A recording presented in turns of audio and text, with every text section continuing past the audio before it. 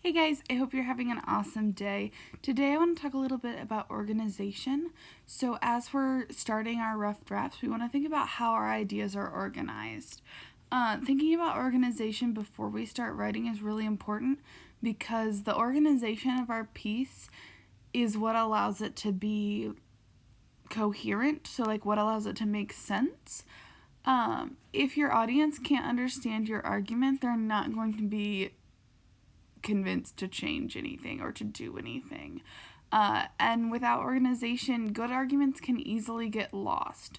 So if things feel very scattered and they don't really seem to quite make sense, then even though you might have really good ideas, your audience isn't going to be convinced because they're going to feel like you don't really know what you're talking about.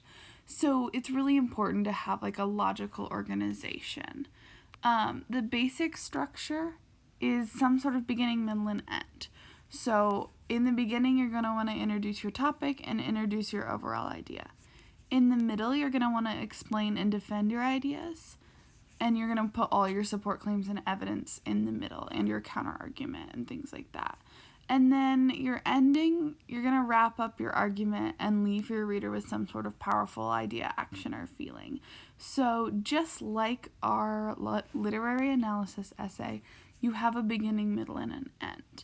For this argument, your middle might be a little bit less specifically structured, so it might not have like topic, sentence for every paragraph and things like that. It might be a little looser. It might still have those topic sentences. Like a speech or a letter, you might still want to have those topic sentences. An editorial, you might even still want them.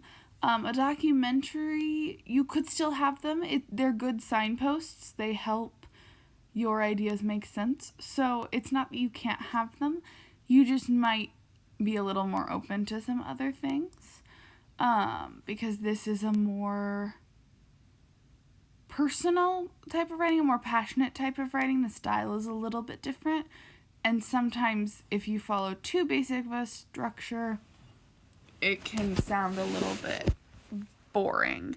And we don't want it to sound boring. So our passion might add a little bit to that middle to make it feel a little stronger. But you're still going to have that beginning, middle, and end. Okay, so in that middle, you have to figure out what order you're going to put your arguments in. That can be really important because, like I said, if your arguments are in a weird order that doesn't make sense, your audience is going to get confused, or they're just going to think you don't know what you're talking about. Like, they're going to know what you're trying to say, but they're going to be like, why are you jumping around? So you want to make sure that your ideas logically build. One good place to start might be deciding where your counter argument best fits and going from there. So, like, should your counter argument be first? Should it be last? Should it be somewhere in the middle? Where do you want to put that one? And then kind of figure out where the rest of your arguments make sense beyond that. You might have already done this in your outline, so you might have already put them in a logical order, but you want to make sure you've looked at it and checked so that it definitely makes sense. Related ideas should be close to each other. So if two ideas are really related, the paragraphs about those ideas should be right next to each other. If you have an idea that's sort of like out in left field and like doesn't really go with the rest, there's a couple different things you can do. You might want to reword it. Like, there might be a way to make it make more sense with what you're talking about. You might also want to take it out. Sometimes there are good arguments for things that don't fit into the current conversation, that sort of derail what you're talking about. So it might just not fit in this specific piece.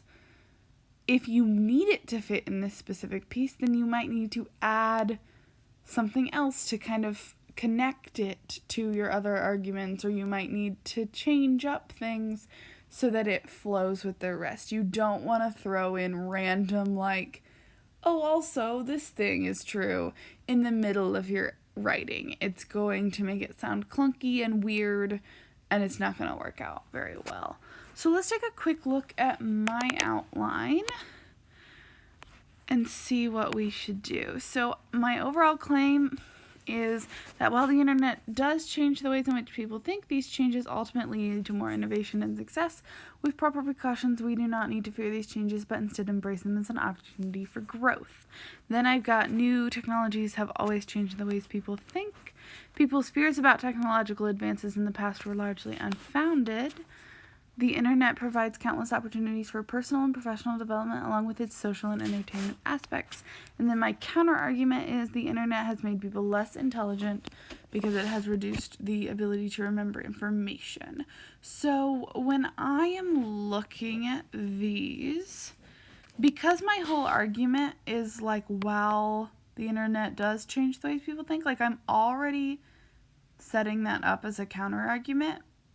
Or a rebuttal, sorry, that already speaks to this idea that people think that the internet is making people dumber. So I think it makes the most sense to start with my counter argument. So what I'm gonna do is I'm just gonna copy this and put it down here. I'm going to be filling this out a little bit more, but I'm just going to put these into an order for myself as I start. I'm actually going to go ahead and go down a little bit because this is going to end up being my rough draft.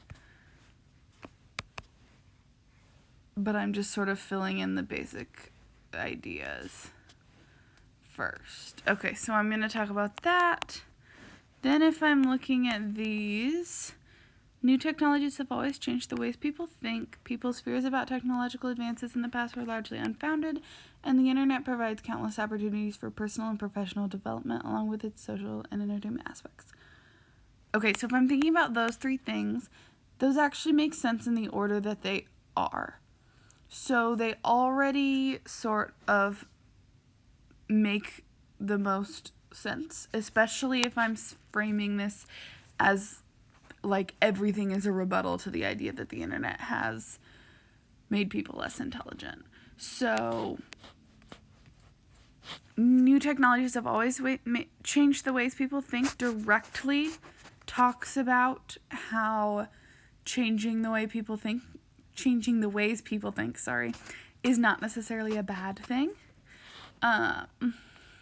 Then I talk about like, hey, in the past people have always been afraid of different technological advances, but those fears haven't come true. Like people used to think the novel was going to drive people insane and lead to the degradation of society.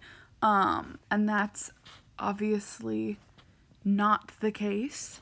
And then the internet provides countless opportunities for personal and professional development. So like now I'm going beyond just, hey, those kind of fears have always been unfounded to like, and beyond that, the internet actually provides a lot of good things. So it definitely makes the most sense to leave those in this order. So I'm just going to put this down here. And I will be adding in the rest. And I'll reformat that so it's not weirdly highlighted. But for now, this is fine.